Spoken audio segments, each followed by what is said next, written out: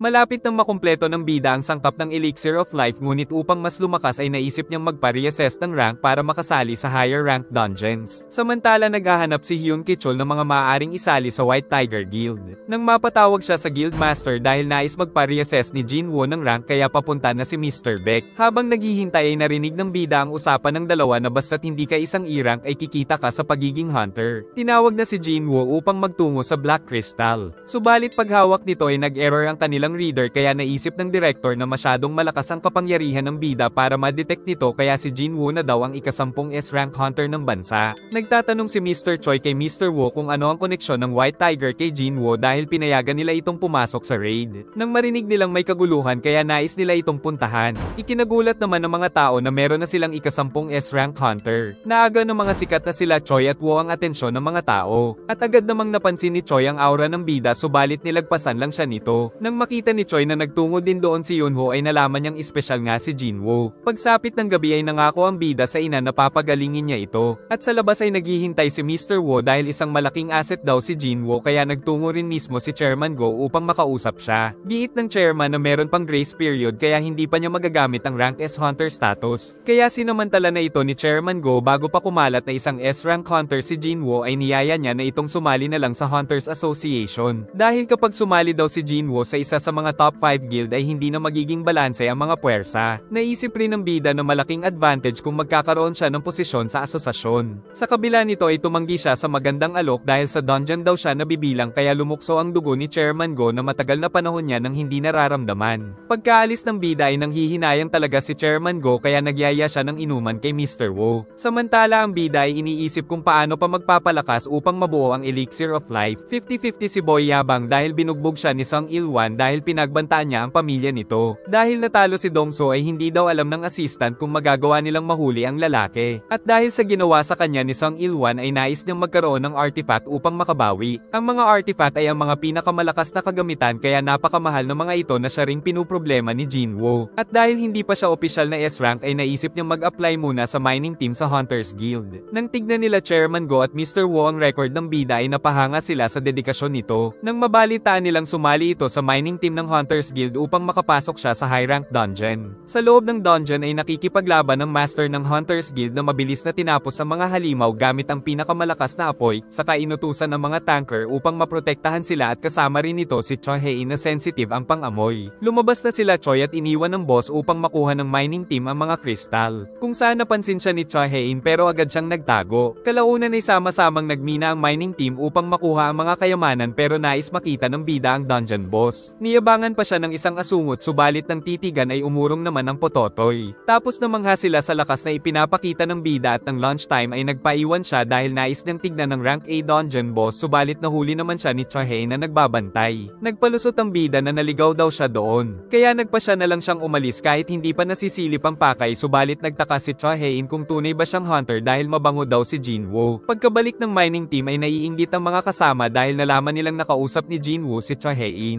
At nalaman pa ng bida na sensitive pala ang ilong ng dalaga sa mga hunter. Naalala naman ng bida na sinabi rin ni Baruka na siya ay kakaiba sa ibang mga hunter. Natapos sila sa trabaho ng maaga dahil kay Jinwoo at nais pang magpatulong ng captain kinabukasan dahil may back-to-back raid daw ang guild. Nag-imbestiga si Choi Hae sa impormasyon ng bida ngunit nalaman niyang sikreto ito ng Hunters Association. At bago matulog ay hindi niya makalimutan ang amoy ni Jinwoo. Kinabukasan ay nagmina ulit ng nagmina ang bida. Habang kumakain ng lunch ay lumapit si Captain Sun Ki-hoon dahil kulang daw sila ng tagabuhat ng mga bagahe. Agad namang sumali si Jinwoo upang makapasok sa high rank dungeon pero nag-alala ang mga kasama. Pumasok na ang raid team sa dungeon kasama ang bida na tagabuhat ng mga gamit. At sinabi pa ng babae na huwag siyang kakabahan dahil malakas ang mga kasama nila. Sa kanilang paglalakad ay sinugod sila ng mga lobo na walang hirap na tinalo ng bawat isa gamit ang kanya-kanya mga ability ngunit nagtataka sila dahil mga low rank beast ang mga ito. Nang makita nila ang color kaya nalamang mga alaga pala ito ng mga high orc, kung saan inihagis sa kanila ang isang sibat na naramdaman ng captain na napakalakas ng puwersa. Winasak din ng mga ito ang isa pang shield at tumalon patungo sa mga damage dealer ngunit pinatalsik ng mage kaso hindi ito nasaktan dahil sa malakas na magic resistance. Sinubukan ng isang hunter na pigilan ng orc saka nagpalabas ang mage ng taong apoy upang labanan ito. Sunod naman ay nilabanan ito ng kanilang brawler subalit tinakal siya sa pader kaya tinulungan siya ng isang mage saka tinusok tusok ng captain ng High Orc subalit alam nilang di nila kakayaning makasurvive dahil naputol pa ang braso ng isa. Pinigilan naman ng dalagang hunter ang orc habang pinapagaling ang braso ng kasama. Ngunit tatapusin na sila ng halimaw nang biglang sakalin ito ni Jinwoo hanggang sa matanggal ang ulo nito at ang iba pang mga halimaw ay sinasaktan ng bida ng palihim upang matalo ng mga kasamang hunter ang mga ito gamit ang kanilang lakas, dahilan para maubos nila ang mga kalaban. Subalit nagtataka ang mga kasama kung ano ang nangyari. Pero alam ng magic caster na si Jinwoo ang may kagagawan nito. Nagdesisyon naman ng captain na hindi nila kakayanin ang dungeon na ito. Subalit nagbago ang kulay ng barrier kaya kailangan nila ng oras para mapabalik ito sa dati. Kaso nasaktan ng isang kasama sa cursed magic dahil kagagawan pala ito ng mga High Orc. At lumapit ang kapitan ng mga ito upang anyayahan silang magtungo sa palasyo kung hindi ay papatayin na sila doon kaya pumayag na lang si Sun Ki-hoon.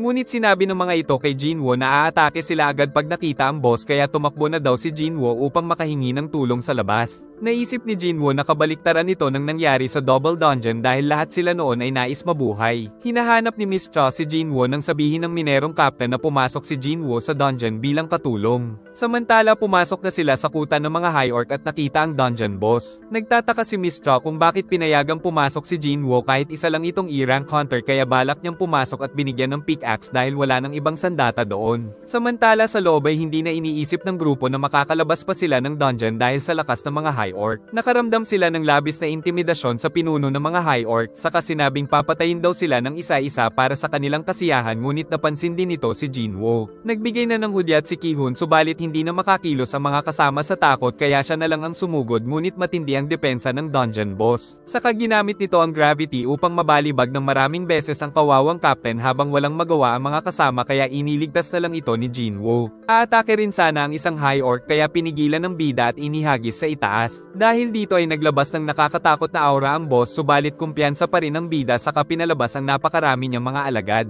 Samantala sa labas ay nagtungo si Mr. Woo para kay Jinwoo. Nang magsumbong ang isang lalaki dahil napansin niyang may kakaiba talaga sa bida. Ngunit nasa loob na naman ng gate ang bida at bigla nilang naramdaman ang nakakatakot na kapangyarihan. Sa loob ay nagtataka rin si Miss Cha kung paano natalo ng grupo nila Ki-hoon ng maraming High Orc subalit alam niyang nasa panganib rin ang buhay ng mga ito. Gumamit naman si Jinwoo ng Monarch's Domain upang mas mapalakas ang kanyang hukbo. Nang sumugod ang mga High Orc ay agad silang pinatay ni Tank sa isang atake. At sa teknik ni Egress ay para silang naging mga strawberry jam sa isang iglap. Samantala ang bida ay patuloy pang pinagtatabas ang napakarami na ikinahanga ng mga kasama. Ngunit napansin ni Jinwoo na nahihirapan ang mga normal soldier niya. Subalit sinunog pa ng boss ang mga sundalo niya kaya pinakita ng bida na nabubuhay lang muli ang mga ito. Gumawa na naman ang boss ng malaking kristal na pinabagsak sa bidang nakailag kaya ginamitan niya naman ito ng gravitation magic na nagpabagsak sa napakaraming mga bato dahil balak ng kalaban na ubusin ang magic power ng bida ay gumamit muli ito ng apoy sa mga kawal kaya napatakbo na lang ang mga kasama. Nalaman nila Mr. Woo na halos nasa S-rank pala ang gate na ito kaya kailangan nilang magsagawa ng rescue mission samantala sa loob ay patuloy ang bakbakan at mauubos na rin ang MP ng bida kaya napainom na siya ng mana potion at saka nito ginawang kawal ang mga natalong High Orc at nagbantang susunod na ang boss. Dahil dito ay napagtanto ng High Orc boss na isang Diyos sa mundo nila ang kanyang kaharap. Naghanda na rin ang master ng Hunters Guild ng rescue mission dahil sa impormasyon mula sa Hunters Association. Sa loob ay kinakalaban na ni Iron ng isa sa mga officer ng High Orc na nagawa niyang maputol ang ulo at si Egress ay kalaban ng dalawang officer na napatalsik niya ang isa at ang isa pa ay nakipagsabayan sa kanya ngunit kalaunan ay tinapos ito ni Tang. Tutulong sana ang ibang hunter ngunit pinigilan sila ng mahika ng High Orc boss. Gagamitin din ito kay Jinwoo ngunit nabasag dahil may immunity skill ang bida saka ito nagpalabas ng shield dahil sa tatlong mage ng bida na ginamitan niya ng double damage sphere kaya naging blue flame na siyang nangwasak sa shield ng kalaban at sumabog sa kanyang pagmumukha. Hindi makapaniwala si Miss Cha sa nakita at sa inis ay nagpalaki ang High Orc boss tinapakan si Jinwoo na nakaligtas naman kaya inatake ito ng napakalakas na apoy ng orc at nagpalabas ng napakaraming magic circle na nagbuga ng apoy at lahat ng tamaan ay siguradong dead on the spot. Subalit tumalon si Jinwoo at sinaksak ito sa mata. Kaya ang malaking bahagi ng lugar ay sinunog ng boss pero hindi matamaan ang bida na inihagis pa sa kanya ang mga dagger kaya napinsala ang orc boss. Tapos kinuha niya ang kadena at hinuli ang kamay nito, saka nagpaikot-ikot ang hunter sa kanya at pinabagsak siya gamit ang kakaibang lakas kaya pati sila Mr. Woo ay pinagpawisan sa nakita. Dito ay napagtanto ni Cha Hei na isang top tier hunter si Jinwoo. Dahil sa nangyari ay paubos na ang lakas ng kalaban subalit lumaban ito hanggang sa huling hininga kaya pinabagsak ng mga kawal ng bida at tuluyang tinapos. Pagkatapos ay ginawa rin ni Jinwoo na isang alagad ang napakalakas na High Orc boss na binigyan niya ng pangalang Fang at natuwa siya dahil sa mga bagong alagad, subalit hindi niya napansin na nakita ito ng Hunters Association at ni Miss Cho. Sinabi naman ng asosasyon na top secret daw ito kaya wala nang dapat pang makaalam, saka nagpasalamat si Ki-hoon sa bida. Nahiya naman si Miss Cho dahil nakita siyang may hawak na pickaxe. Napahanga si Mr. Choi kay Jinwoo kaya tinanong ang assistant kung sino ang mas malakas sa kanila nito. Ibinalik ng assistant ang tanong kung magagawa ba ng master na magsolo sa rank A dungeon. Dito napagtanto ni Choi na mas malakas si Jinwoo. Kalaunan ay nagkita sila Jinwoo at Jinho sa coffee shop. At sa labas ng association ay nandoon ang pasikat na high rank actor na si Lee Min-sung. Nag-enjoy ka ba?